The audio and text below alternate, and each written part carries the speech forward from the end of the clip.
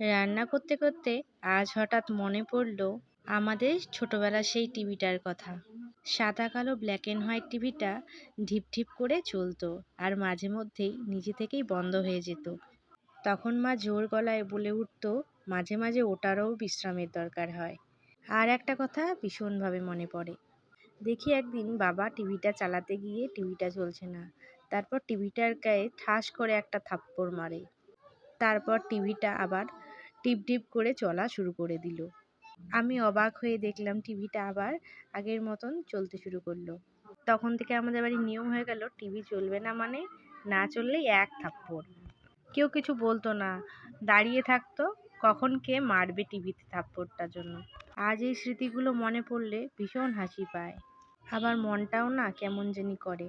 TV তো এখন slim আর smart হয়ে গেছে, কিন্তু সেই মুঠো ফোন ছাড়া পারিবারিক বসে দেখার আর কেউ নেই। আজ রান্নাঘরে দাঁড়িয়ে বুঝি তখনকার আনন্দের কথা। হাসি আর ছোট ছোট খুশিগুলোই ছিল আসল। জীবনের সমস্ত রেসিপির আসল স্বাদ ওখানেই লুকিয়ে ছিল। আচ্ছা, তোমাদের বাড়িতে কি এমন ধরনের টিভি ছিল যেখানে থাপ্পড়ের জাদু জ্বলতো, ঠিক আমাদের বাড়ির টিভিটার মতো?